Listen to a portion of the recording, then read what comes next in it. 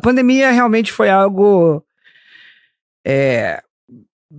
que concentrou a responsabilidade, porque aí você sai das medidas e era o grande pique. A pandemia não teve público nem setor, né? Pegou todo mundo. Então era uma crise de saúde sem precedentes. Você lidar com vidas todo dia, uma vida importa, né? Todas as vidas importam, e aí você tem que cuidar de vidas, empresas, empregos e famílias.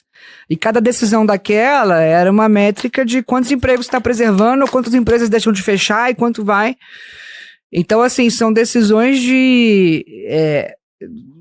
talvez, para mim, foram as de maior peso ali na minha contribuição. E, de novo, acho que foi um privilégio para o Brasil ter Paulo Guedes naquele momento, ter o Bolsonaro como presidente, porque ele tinha um ouvido, né, no povo muito apurado, ele sabia...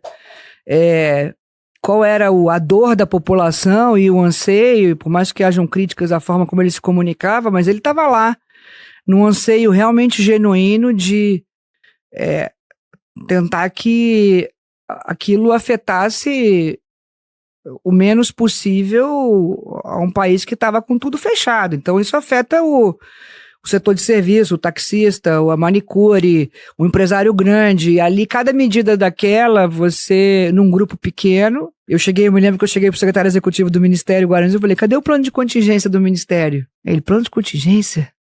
Plano de contingência. Eu falei, cara, os bancos devem ter plano de contingência até para ir para Marte, né? Uhum. Quando fecha, eu fui diretora de compliance e risco, cansei de discutir, não, se acabar a luz, se não sei o quê, como vai...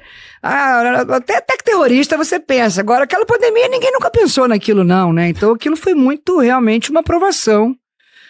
Foi uma aprovação e o Pedro Henrique era pequeno, fazendo homeschooling. Se você pegar assim, até meu acervo de fotos, vou mandar uma postar. Eu ia com ele tem foto com o Tarcísio, ele tem foto com o Paulo, ele tem foto com o Bolsonaro, ele tem foto com o General Heleno, e ele ia com o iPad fazendo homeschooling, e eu com a minha dor de mãe, não tinha ninguém, não te ajuda. E andava com ele embaixo do braço, de máscara, e ele faz. Tanto que hoje ele tem 11 anos e ele sabe tudo de política, tudo. Porque ele pegou por osmose. Ele fez um homeschooling, alfabetizou na pandemia, em inglês e português, por sorte, mas também, você em perguntar para ele, em politiquês, ele sabe por que o Brasil tá dando certo, e o que tá dando certo e o que tá dando errado, e exatamente porque a picanha tá cara. Você pergunta para ele te dá aula de inflação. De tudo, inflação, de imposto, inclusive reclama que lá em casa tem pouca carne atualmente. Aí a gente chega e fala, tem que mudar o mundo deles. Agora, quando teve esse negócio da USP aqui em São Paulo, picharam a escola dele toda, queimem os ricos, né? E as crianças chegaram assustadas. E ele chegou com muita...